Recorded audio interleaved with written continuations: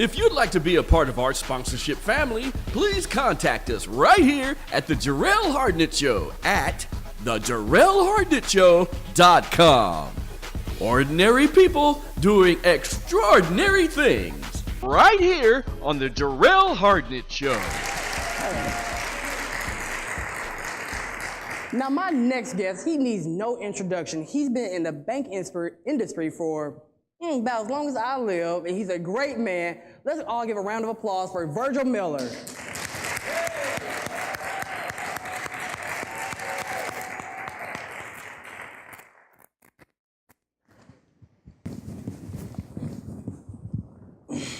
Thank you so very much for making it out today, Virgil. Thank you for having me. Man, it is a pleasure, And just to let you know, I think recently I just picked up a magazine and they were talking about your stock game. And I wore my special socks today just for you because I love them. I said I'm gonna try to get like you, but I can't beat that. What we have right here, the little stick. Look. You guys check that out. I still got some work to put in. I gotta be careful about sticking out my leg like that. It's a family show, isn't it? Now, if I'm not mistaken, and I love to read magazines. I'm at work sometime. I just love picking up a magazine. And if I'm not mistaken, you just received the award for the humanitarian award for Arkansas. Is that correct? Rick Fleetwood and I received the Just Communities of Arkansas Humanitarian of the Year Award. Yes, we did. He deserves a round of applause today, everyone.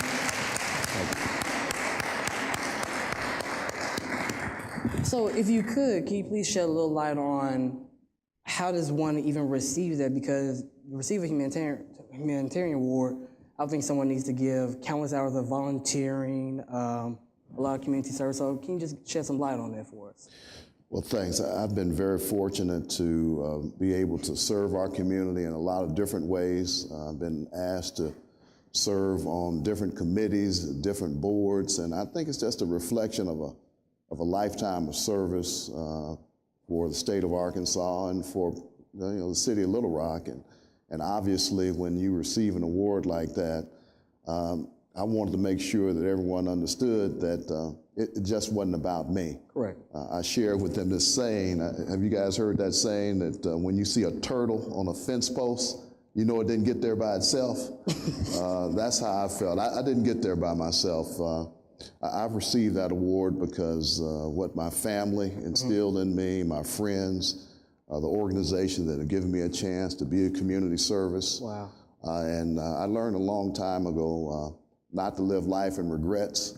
However, I did regret the fact when I received that award that my mother and my father wasn't there to see that. They'd be so proud of me, and I'm not Mr. Miller to them. I'm Virgil Jr., I'm Junior, I'm June, and I'm Junebug. and so they would have had a lot of pride in seeing that, and it's just a reflection of that type of work and the values that my family instilled in me. And it takes a village to raise a herd or herd? A village to raise a child. Well, all these people out here are my village to raise who I am today, because a lot of people within my community are even surrounded by me. They saw my downfall. They know things better than I do. I may have wanted to quit a job before, and they said, no, you need to sit your butt right here. I put myself out of school, and Professor Amy Barth and Dr. Timothy Edwards, they helped me get myself back into school. And it was just a little nerve-wracking, but they see more in me than I see in myself, and they kind of accomplish who I am today and what I'm doing today. So it's a great privilege to even sit here with you and discuss these things. And I thank you for being my mentor vicariously through social media and word of mouth. Well, thanks for saying that. Thank you. Now, what is the importance of, because as me and you, we had a casual lunch the other day, you explained the importance of being part, being active within our community. Can you kind of explain on being in boards and things of that nature? You know, I learned a long time ago that people are always checking you out, yes. Whether you realize it or not. They're looking at you. They're looking at how you conduct yourself. how you walk, how you talk, how you act. And, Yes. and certainly being the father, I knew my daughters were always checking me out, looking at me. And I remember, I could share this quick story with you that, when my daughters were smaller, in elementary school, they love for you to have lunch with them. And any parent, you know that your children in the elementary school, they want you to have lunch with them. Yes. Of course, when they get to middle school, something happens and they really don't want you around. Say, Daddy, you really don't need to come around here. As a matter of fact, you just drop us off a couple of blocks from school. And they're shaming. But when they're in elementary school, they want you to have lunch with them. And I remember having lunch with my youngest daughter, Morgan. Went up there one day to have lunch with her about the second or third time. And I'm sitting there a couple of minutes before lunchtime. Yeah. This little black boy runs up to me, and then Morgan runs up to me, and he looks at me and he says, "Let me ask you a question." I said, "Yes, He said, "You're Morgan's daddy, aren't you?" I said, "Yes, I'm Morgan's daddy."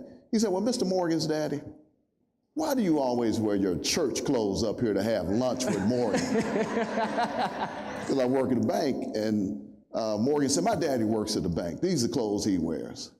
And it's funny at first, but you guys, this little black boy had been checking me out every time I came to have lunch with Morgan.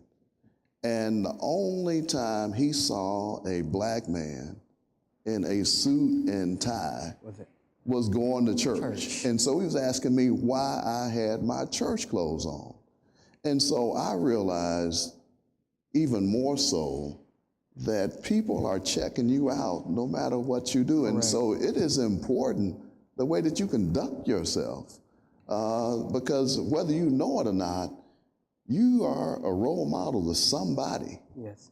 And this little boy had been looking at me, and so I recall I got to be careful about that.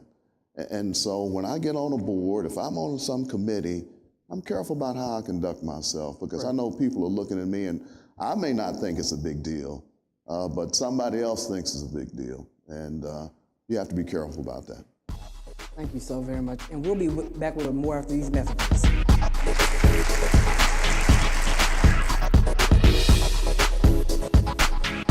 If you'd like to be a part of our sponsorship family, please contact us right here at the Jarrell Hardnett Show at thejarrellhardnettshow.com. Ordinary people doing extraordinary things right here on the Jarrell Hardnett Show. Have you seen this? The Institute of Medicine found that as many as 98,000 Americans die every year due to preventable medical errors. That's like 2 jumbo jet plane crashes a day every day for a year. Brad, the insurance companies think this is a crisis for them. I think it's a crisis for those 98,000 families. If you need legal help, call my law firm. The Brad Hendricks Law Firm. You can count on all of us. My name is LaTanya Suber, and on behalf of University of Arkansas Little Rock Health Services, we would like to say thank you to the Arkansas AIDS Foundation. Hi, my name is John Barnes, and on behalf of the Academia Society Incorporated, we would like to thank the Arkansas AIDS Foundation for playing an important role in our community. My name is Kirsten Elliott, and I just want to say thank you so very much to the Arkansas AIDS Foundation for all the great work it's doing here in the community. Hello everyone, my name is Portia Cheatham and I'm the Executive Director for the Arkansas AIDS Foundation. Being infected with HIV is no longer a death sentence. If you would like to know more, please feel free to call the Arkansas AIDS Foundation. Be aware, know your status, get tested. Click or call today, the Arkansas AIDS Foundation. For more information, please visit www.araidfoundation.org or call us at 501-376-6299. The Arkansas AIDS Foundation, creating a brighter tomorrow.